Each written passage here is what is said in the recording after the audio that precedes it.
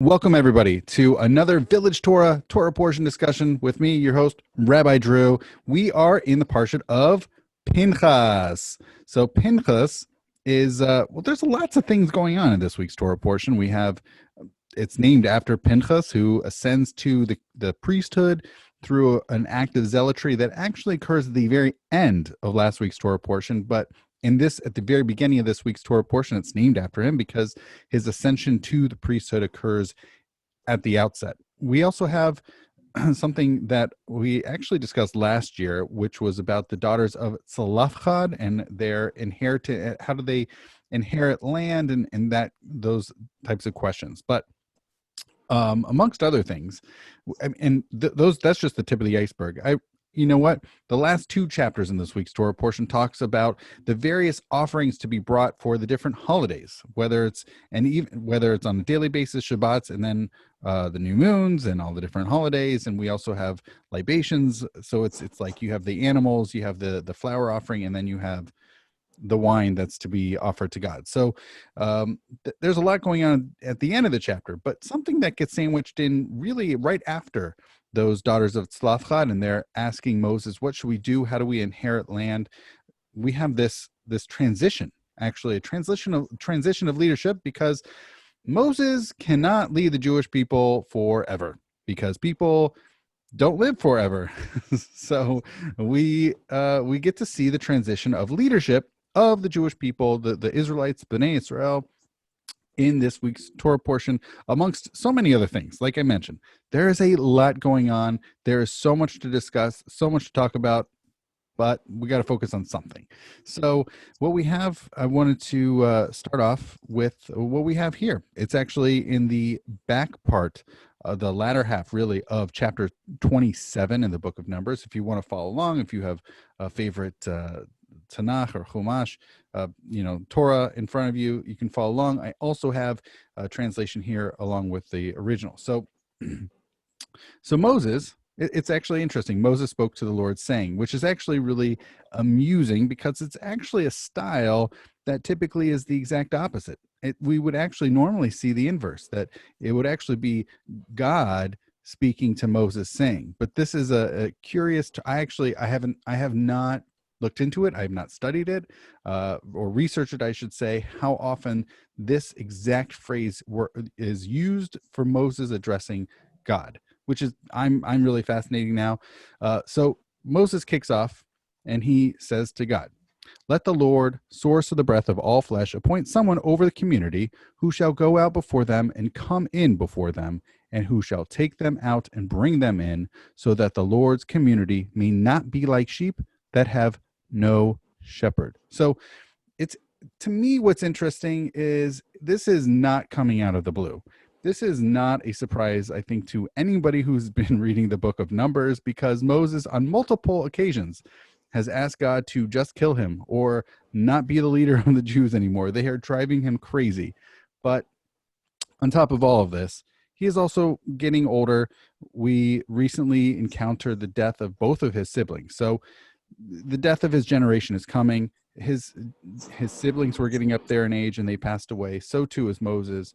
So he knows he can't do this forever. There needs to be, as he said, so that the Lord's community may not be like sheep that have no shepherd. He is very aware that it's helpful to have a leader. So the Lord answers Moses, and he says to Moses, "Single out Joshua, son of Nun, an inspired man," which is an interesting translation because the Hebrew actually says Ish Asher Ruach Bo. It's a man in whom there is Ruach. Now, if we want to say energy, if we want to say spirit, he has something going for him, which is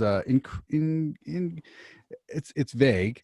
It's also a really curious turn of phrase, which we can definitely. So I have some material for that, but it's not the end of it. There's a lot that we could, if we really wanted to focus on exactly what this description means for Joshua, would be really fascinating. But I'm going to set that aside for now.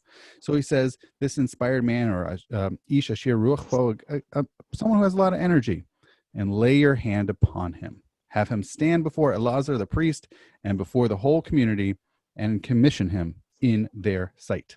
Invest him with some of your authority so that the whole Israelite community may obey.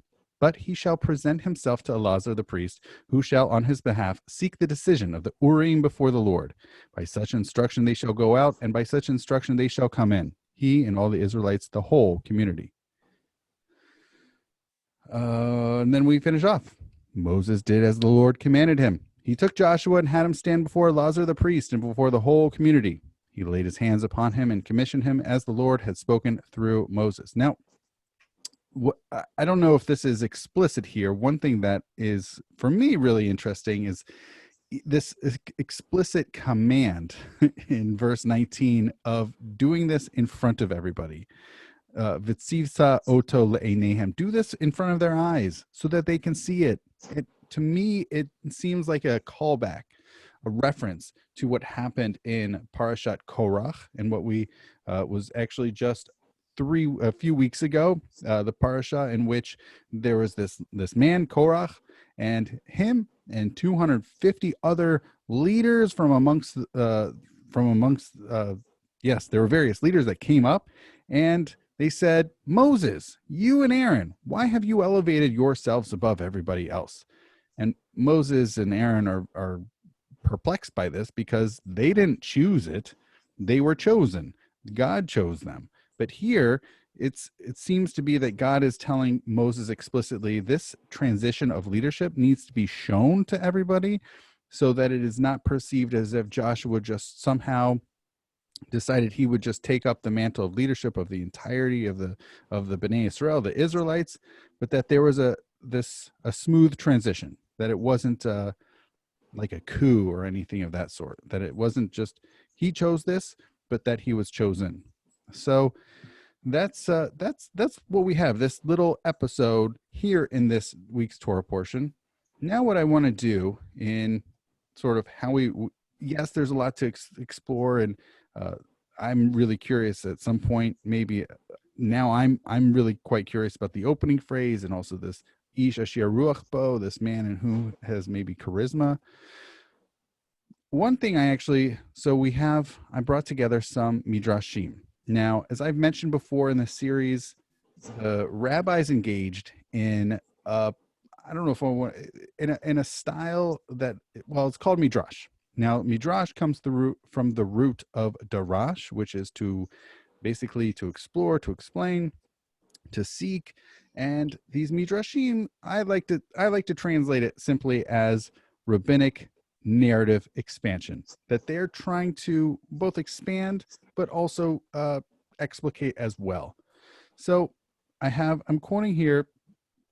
Well, actually, I'm going to quote so I have three pieces here from Sifrei, which is an earlier midrashic text, and then I have at the end, I have something from Bamidbar Rabbah, which is a little bit later, but they're all rabbinic midrashim. So here's the first one. So we have from explaining on who will go out before them and who will come in before them. So as an explanation, the rabbis say, not as others who send others in the vanguard and who bring up the rear. Meaning, if you're going to be a leader, I mean, it's one thing you're going to send out all your pawns out front and you're going to hang back and be safe in the back. But here, going out before them and coming in before them is actually, it's like the leader is going to be out front. If anybody has seen the movie Braveheart, the protagonist Braveheart is out front, leading the soldiers to battle. And apparently that is what Moses did. And the Lord said to Moses, do not fear him, for I have delivered him into your hand. And not just Moses, and as Joshua ultimately would do, and Joshua went up to him and said, are you for us or for our foes?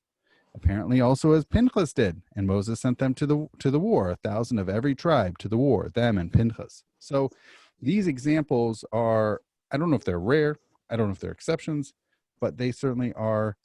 They're certainly there. It's a nice piece to it as far as having it's real leadership. Now we move on to the next one. The second out of these three midrashim that I have here that I packaged together from Sifrei and Bamidbar. And the Lord said to Moses, take for yourself Joshua the son of Nun. So it says, what's in your heart? Okay, that's interesting. Okay. It's also nice that God commands it, that it's not Moses making this decision, that Moses gets to follow God's having chosen. So just as Moses was chosen by God, here too we see that Joshua, Yehoshua ben Nun, is being chosen by God. And then he says, take for yourself him who you know to be worthy, as per the book of Proverbs. The watcher of the fig tree will eat its fruit, and the keeper of his master will be honored. Okay, now we have a midrash about this curious phrase, which I like to think of as maybe someone who's got charisma, they've got energy. Ish ashir ruach bo. What does this mean? Someone who's got energy. So the rabbis say one who can accommodate himself to the spirit of each individual. This, to me, I did not see this coming. This blew me away. This explanation. The literal is shiachol lahaloch keneged rucho shel kol echad ve'echad. They're able to keep up with everybody. That they're also it's someone. I love this. Accommodate oneself to the spirit of each individual, matching them, right? Sort of being able to be a leader to each and individual amongst the Bnei Israel of the people he's leading. That he's able to relate to them. That he's able to connect to them and able to lead them. That for me is a mind-blowing explanation, not something I would have expected as not necessarily a translation, explanation. What is this ish ashir ruach bo, a man who's got energy? The energy or the spirit that's able to correspond, or I love this translation, accommodate himself to each and every person amongst the Bnei Israel. That it's for me that was a surprising midrash to see, but really insightful as well. And place your hand upon him. He said to them, give Joshua an interpreter to ask and to expound and to issue rulings in your lifetime, so that when you die, Israel, the people, the entire nation does not say, in his master's lifetime, he did not rule, and now suddenly he rules? Whereupon he raised him from the ground and set him next to him on the bench. So they see that, Moses is still alive, but there's a clear transition. He's there with him. He's still learning. He's still able to glean from Moses a little bit of a handoff of this transition of leadership, not just, and by the way, not just social leadership, but also it sounds like moral leadership, leadership in the ways of our people. So that's a really interesting piece. Although I still love this explanation, the accommodating himself to the spirit of each individual. Now we have this third one that I wanted to share with you from Sifrei, and you shall place some of your glory upon him. So what does that mean? Placing some of your glory. This is where we derive that the face of Moses was like the face of the sun, and the face of Joshua was like the face of the moon. So not all of your glory, not all of your glory do you place upon him. Give from some of your glory upon him. That Joshua is not going to be the exact same level of leadership, not the exact same ability as Moses, but to some extent, give from some of your glory, which is, it's an interesting reading, and at the same time, it makes sense. So those are three examples of some midrashim that we have here from the earlier rabbis in Sifrei. Now, something for a little bit later, and when I say earlier rabbis, we're talking 2nd, maybe even 3rd century of the Common Era. But now we're going to move on to Bamidbar Rabbah, which is a little bit later, maybe, I don't know, 3rd, 4th, 5th, possibly 6th centuries. So here we have, let the Lord, the God of the spirits of all flesh, appoint. Now this is, if you remember, this is what Moses is asking God. He says, anyone who comes to seek the needs of the community is anyone who comes to seek the needs of the community is as if he comes forcefully, which is an interesting translation, ilu ba bizroa, which I think means, there's a force to it. But it's also nice that he's asking, the way that this is framed as asking for the needs of the congregation as opposed to their own personal interests or other gain. Okay, let the Lord appoint. What reason, now the rabbis are asking, what reason did Moses have to request this need after the ordering of inheritance? Now, this for me is really interesting. From a literary perspective, the rabbis are now asking, wait a second, and the rabbis do this, by the way, a lot. When there's two topics being juxtaposed. They're one right next to the other, and there doesn't seem to be a clear connection between them. It's like alarm bells are ringing for them, and they have to figure out, why are these two things put together? So this is a really fascinating question, and I love this question. They say, why is this right after all the inheritance? It is simply that since he saw the daughters of Tzlafchad inherit the properties of their father, Moses said, "See, it is the time for me to claim my needs. If daughters inherit, it is also proper for my sons to inherit my glory, or my glory, my respect, my honor." Which is interesting because it moves from talking explicitly about land and property to now talking about, it's interesting, about my needs, and also about passing things on. So it's the idea, just as inheritances could be the physical land, it's also about sort of other aspects that one might pass along. Okay. And we have here, it's a cute little tree thing. The Holy One, blessed be he, said to him in Proverbs, "He who tends a fig tree will enjoy its fruit." Your sons sat with their own concerns and were not involved with Torah study, whereas Joshua served you much and showed you much honor. And he got up early to your house of meeting and left late. He arranged the benches and spread out the mats. Since he served you with all of his ability, he is worthy to serve Israel, so as not to lose his compensation. And then take Joshua ben Nun, as God commands him, in order to fill what is stated in Proverbs, "He who tends a fig tree will enjoy its fruit." So Joshua, according to this midrash, had been, I want to say studiously, but had been really there in a very helpful capacity, and not just helpful, but helpful and really sticking with Moses and really putting in the efforts, coming early, leaving late, really being involved, helping set up. And that Joshua really he really put in the work, he really put in the effort, he put in the time, and he's getting his reward of, he's really paid his dues, as it were. I think that how we would say it in our time, that he paid his dues, he put in the work, and he is almost it seems to be that he's deserving of it. So that's really, what we see from there, as far as, some interesting midrashim. I mean, I didn't quote every single midrash. That would take a long time. But for these midrashim, including the ones that, for me, and maybe some of them piqued your interest, but for me, a couple of these that really piqued my interest were the leadership in Ish Asher Ruach Bo, a man in whom there's energy.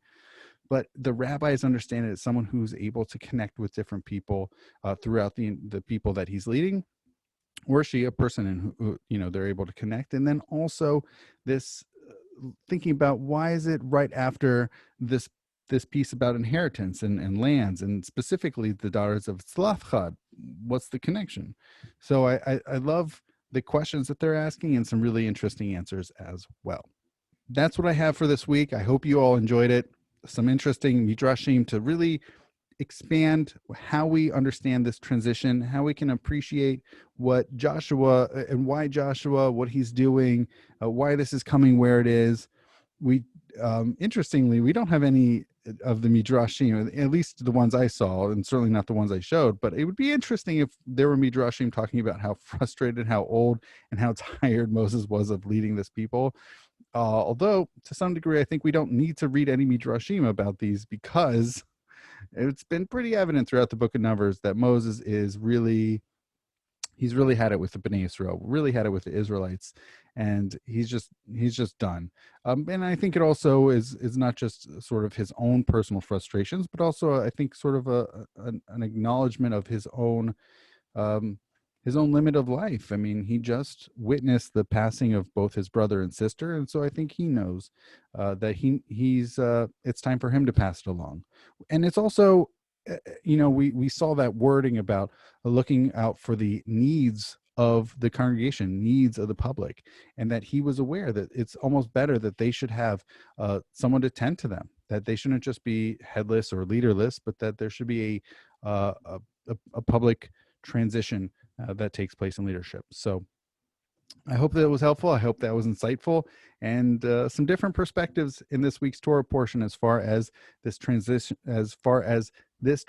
of leadership from Moses to Joshua. All right. That's what I have for this week, and Shabbat Shalom.